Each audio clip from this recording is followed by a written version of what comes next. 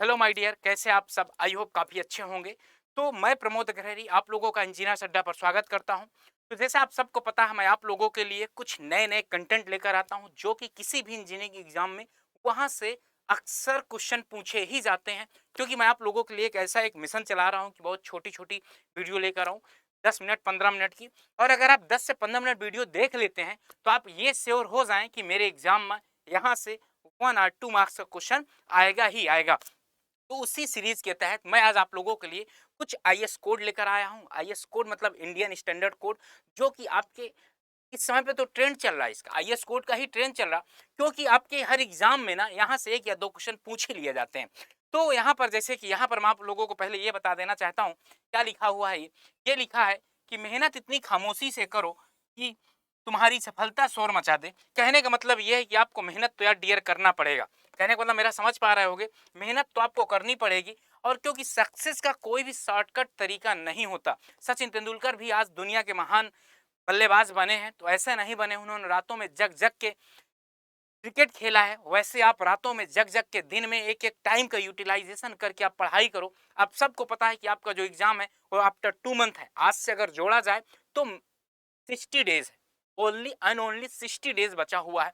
तो इसको कैसे करें ये आप पूरा बहुत अच्छे तरीके से जानते हैं कि आप कैसे इसको एकदम पूरे टाइम को यूटिलाइज करना है। आपको कोई बाकी और कोई बता नहीं सकता। कहने का मतलब समझ गया ना? ये आप अपने कैपेसिटी के हिसाब से पढ़ें कैसे क्या करना है। तो यहाँ पर मैं जो आपको आईएएस कोड बताने जा रहा हूँ वो देख लीजिए।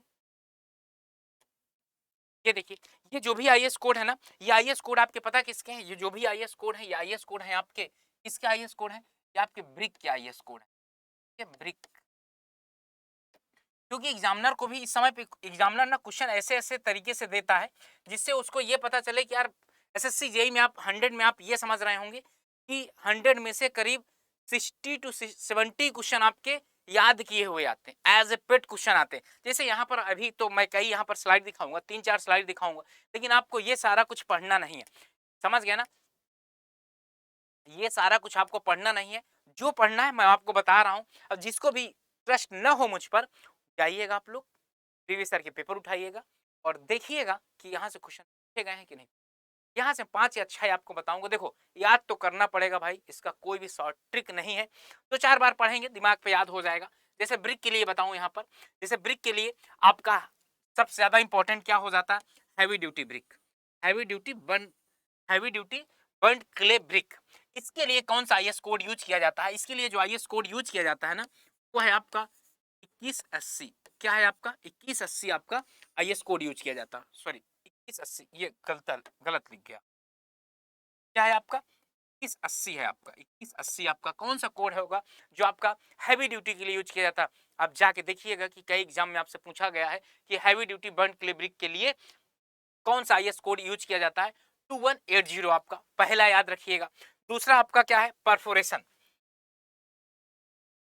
Burned clay perforated. Perforated brick के लिए कौन सा होगा? यहाँ पर इसमें आईएस 22 22 आपका यूज किया जाता है। 22 यूज किया जाता है किसके लिए? परफोरेशन के लिए। हैवी ड्यूटी के लिए कौन सा यूज किया जाता है? 2180 यूज किया जाता है। और इसके बाद यहाँ पर कॉमन बर्न बिल्डिंग के लिए एक यहाँ पर कौन सा है? कॉमन बर्न क्ले बिल्डिंग के लिए कौन सा आपका होगा? यहाँ पर IS 1077। यहाँ से केवल ये 3 कोड ही आपको यूज करना है। देखिए, मैं ऐसे तो बता सकता हूँ कि पूरे के पूरे कोड आपको पढ़ना है, बट पूरे कोड नहीं पढ़ना। पहले बता दूं, पूरे कोड नहीं पढ़ना, आप याद भी नहीं कर पाएंगे। कहने को मतलब समझ गए ना? यहाँ पर मैंने आपको 3 बताया। हैवी ड्यूटी बर्न के लिए ब्रिक के लिए क्या होगा? 2180 होगा। बर्न के परफोरेशन ब्रिक के लिए क्या होगा? 22 होगा। और कॉमन ब्रिक के लिए ये तो जरूर याद कर लीजिएगा। एक ये सबसे ज्यादा इंपॉर्टेंट है आपका, दूसरा हैवी ड्यूटी वाला इंपॉर्टेंट है। ठीक ना? अब ये 3 अगर आप याद कर लिए होंगे तो अब अगले चैप्टर पे चलते हैं, अगले पेज पे चलते हैं। कंप्रेसिव स्ट्रेंथ, कंप्रेसिव स्ट्रेंथ के लिए क्या होगा आपका? 3495। आईएस कोड कितना होगा? 3495। 3495 पार्ट 1 पार्ट 2 नहीं पूछेगा, परेशान मत होइएगा। 3495 आपसे हो सकता है पूछ ले। और अगर पहले कंप्रेसिव स्ट्रेंथ जैसे आपने देखा तो वाटर एब्जॉर्प्शन का भी पूछ लेता है यार, determination of the water absorption का भी, ये भी 3495। देन आप पार्ट 2 याद करिएगा। और बस ये आपको 2 ही आपको पढ़ना, समझ गए ना? आपको केवल यहाँ पर 2 ही पढ़ना है, 1 और 2। पिछले वाले स्लाइड से कितने थे आपके? 3 थे। टोटल कितने हो गए? 5 हो गए। ओके डियर, नेक्स्ट में चलते हैं। नेक्स्ट में क्या है देखिए, पेविंग मत याद करिएगा, ये मत याद करना है। यहाँ पर आपका एक याद कर सकते हैं एसिड रेजिस्टेंस ब्रिक। क्या है एसिड रेजिस्टेंस ब्रिक के लिए? तो आईएस कोड है आपका 4860 और आपको ये ईयर वाइज नहीं याद करना, याद रखिएगा। ये इतना सब नहीं याद कर पाएंगे यार, दिमाग ही तो है, कोई कंप्यूटर थोड़ो ना है यार कि आप सब कुछ याद कर पाएंगे। बिल्कुल सर, कभी नहीं पूरा हम याद कर सकते। तो इसीलिए आपको सजेस्ट कर रहा हूं कि आपको ना स्मार्ट तरीके से यार पढ़ाई करना, क्योंकि अगर आपकी पढ़ाई स्मार्ट तरीके से नहीं होगी डियर, तो आपके पास टाइम नहीं बचा हुआ। अब अगर कोई ये कह दे सर ये भी तो पूछा जा सकता है, अब भाई इससे सहमत हूं, बिल्कुल पूछा जा सकता, लेकिन याद कर सको तो कर लो भाई। ऐसे तो पूरी रामायण रखी है, 15-16 सब्जेक्ट में पूरी की पूरी रामायण है, पूरा का पूरा याद कर लो, मेरा क्या जाएगा, आपका ही फायदा होगा। दूसरा तरीका क्या होता है कि आप ना इंपॉर्टेंट पढ़ ले, क्योंकि अभी बहुत ऐसे बच्चे हैं जिनके पास टाइम बहुत कम, उनको पढ़ना बहुत ज्यादा है। तो आप अगर ये वाला यहाँ से आईएएस कोड एसिड रेजिस्टेंस वाला भी अगर आप पढ़ ले रहे हैं तब भी सही है, ठीक ना। और इसके बाद नेक्स्ट में क्या है, यहाँ पर देखिए, और यहाँ पर आपका डायमेंशन स्पेशल शेप, काहे के लिए स्पेशल शेप, जो आपका ब्रिक का शेप होता है ना उसके लिए कौन सा होगा, शेप के लिए कितना आप यूज करोगे, आईएस 6165। हाँ, अब शेप की बात, जो आपका जो शेप की यहाँ बात चल रही है, शेप के बारे में बताऊं तो कितने शेप होते हैं, 19 into 9 into 9, 20 into 10 into 10, 9 inches, 4.5 inches and 3 inches. And ये आपके तीन तरह के होंगे, और एक तरह की ब्रिक होगी 9 इंटू 9 इंटू 4। इतने तरह की ब्रिक आपके यूज होती है। इनका कहाँ से डायमेंशन कैसे बताया गया, इनके क्या रूल्स हैं, क्यों ऐसा यही डायमेंशन लिया गया, ये आपको कहाँ मिलेगा, ये आपको 61-65 में मिलेगा, 61-65 में मिलेगा। Special shape of the pre special shape of the clay brick, ये आपका सिल नहीं पढ़ना, सोलिंग नहीं पढ़ना, कोपिंग नहीं पढ़ना, सैंपलिंग। सीवर ब्रिक अगर आपको याद हो सके तो, मतलब बहुत ज्यादा इंपॉर्टेंट नहीं है, लेकिन मैं बता दे रहा हूँ बहुत ज्यादा इंपॉर्टेंट नहीं है, आपको बहुत ज्यादा इंपॉर्टेंट नहीं है। यहाँ पर मेनली इंपॉर्टेंट आपका ये शेप वाला है, ओके। और ये लास्ट है आपका, लास्ट में देखा जाए तो फ्लाई एस ब्रिक आपसे पूछा जाता है, ठीक ना। कौन सा फ्लाई एस बिल्डिंग ब्रिक के लिए कौन सा आईएस कोड होगा, फ्लाई एस बिल्डिंग ब्रिक के लिए आईएस 137, आईएस 13757।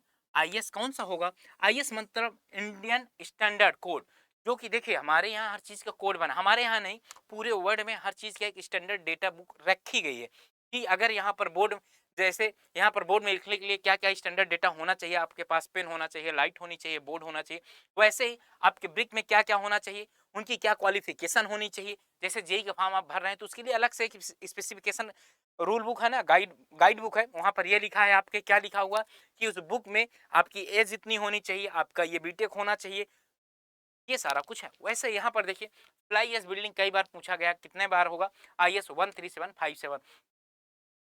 बस इतने हैं, इसमें आपको कितने बताया, मुश्किल से 5 या 6 बताया हूँ।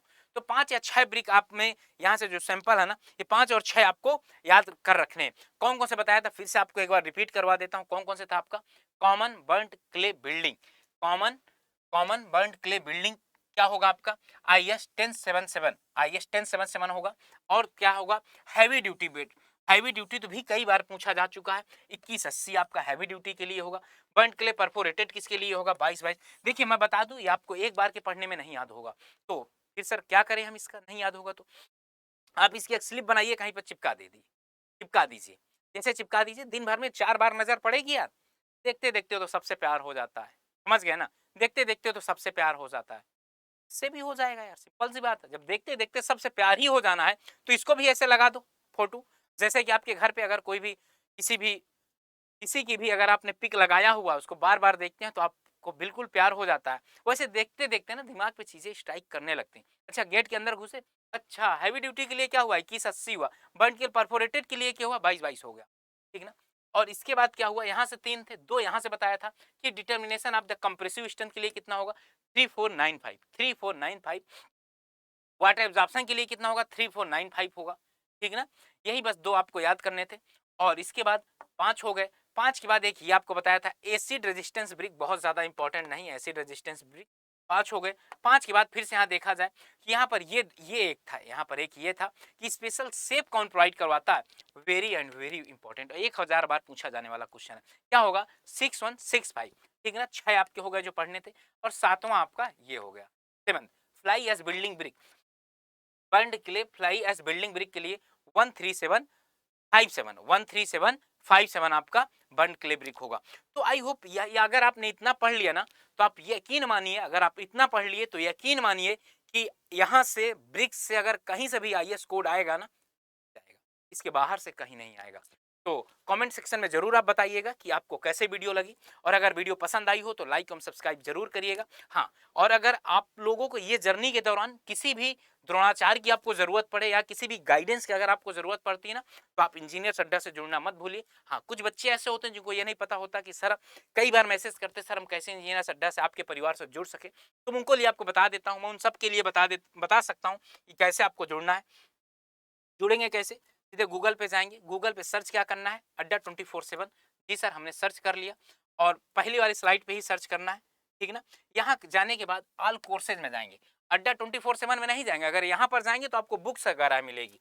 यहाँ पर गेट और इंजीनियरिंग, क्योंकि यहाँ जेई लिखा नहीं है ना, इसलिए आप थोड़ा कंफ्यूज हो जाते हो। सिविल इंजीनियरिंग में सिविल का महापैक, कुछ इस तरह से जाएंगे। सिविल में देखिए, अगर आपको यहाँ पर आप कोई भी कोर्स परचेज करिए, सिविल का करिए, मैकेनिकल का करिए, इलेक्ट्रिकल का करिए, आपको यहाँ पर ये जो लिखा हुआ है ना, आप ये देख पा रहे होंगे 15,999 लिखा है।